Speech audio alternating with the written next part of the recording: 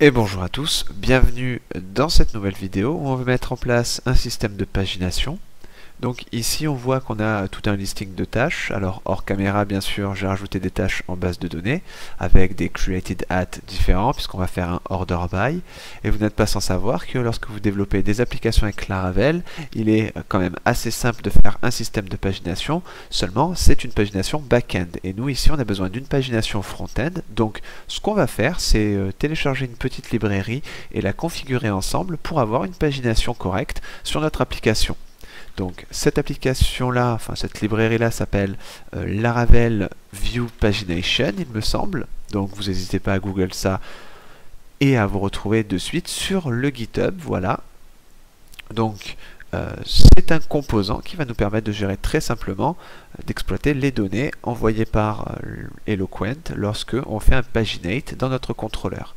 Donc là vous avez une petite démo, donc vous voyez c'est le genre de pagination front-end qu'on peut rencontrer très facilement sur différentes applications web.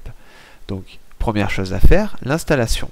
Donc nous on va passer par npm comme on fait depuis le début, mais on pouvait aussi le faire avec yarn. Donc on va se rendre sur notre terminal et on va coller npm install Laravel View Pagination. Et je vous récupère juste après l'installation de la librairie. Donc voilà, la librairie a été installée. Donc ce que je vais faire de suite, c'est taper npm run watch, histoire de compiler les fichiers pendant ma configuration et de ne pas avoir à revenir dessus. Donc maintenant, ce qu'on va faire, c'est enregistrer le composant. Très bien, donc on a un composant pagination qu'on va devoir enregistrer. Donc ça, on va le faire dans resources.js app.js et on va ici coller le view.component. Très bien. Donc on voit bien que là, lorsque je laisse ma flèche au survol, le chemin se trouve au niveau des node modules. D'accord, il va aller chercher la librairie Laravel View Pagination. Donc c'est impeccable. Ensuite, on nous dit au niveau du composant de boucler sur, alors lui il a utilisé comme exemple les posts, nous c'est des tâches mais c'est bien pareil. L'important c'est de comprendre qu'il va falloir boucler sur les data, donc les données, les tasks qu'on aura récupérées depuis la base de données, point data, donc il va falloir aller chercher cette clé data afin de boucler dessus. Et puis ensuite on va coller tout simplement le composant pagination qu'on vient de télécharger. Donc on va s'en occuper directement dans le dossier components, task component. Ici on va changer notre tasks en tasks.data. Et ensuite à la sortie du UL, on va rajouter ici notre pagination. On va lui donner juste une classe avec un margin top de 5, histoire de le décoller un peu de la liste.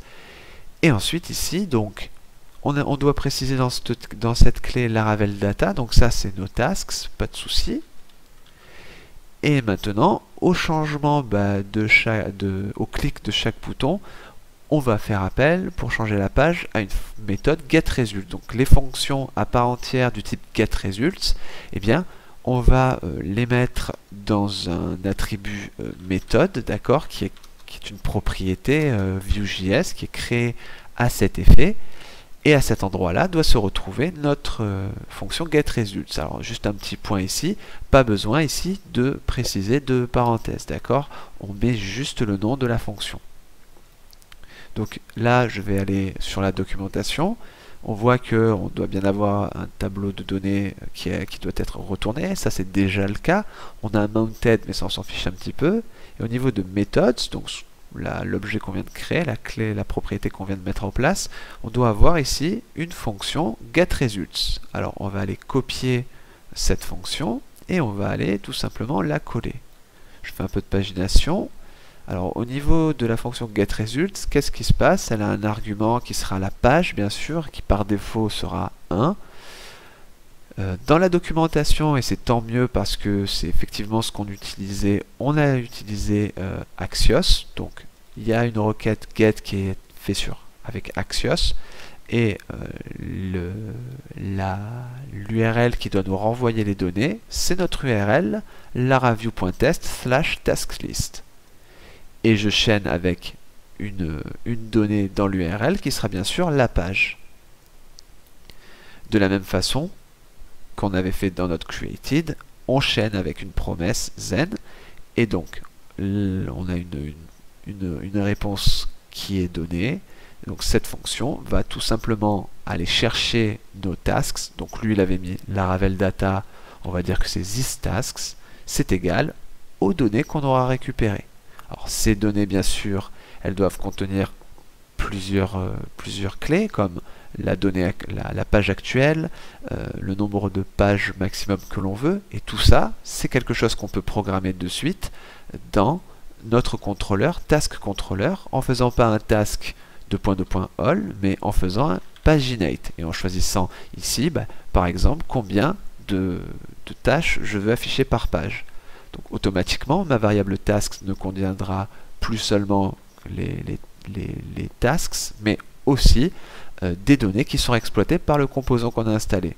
D'ailleurs, si on veut aussi les ordonner, on peut faire un order by created at pour avoir les plus récents en premier. On va mettre un desk. Voilà. Et on va chaîner ensuite paginate.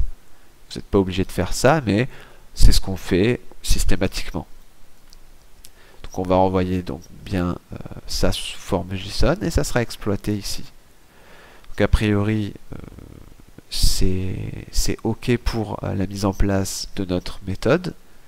Donc, ce qu'on va faire, c'est tout simplement enregistrer, vérifier qu'on n'a pas eu d'erreur, donc tout a été compilé correctement, et retourner sur notre application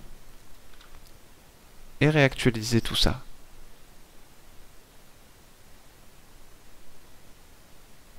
Et là, vous voyez qu'on n'a plus que trois tâches qui sont affichées. D'ailleurs, laver la voiture et apprendre Vue.js sont des données que j'ai faites respectivement le 31 et le 30 mars pour bien classer par ordre décroissant.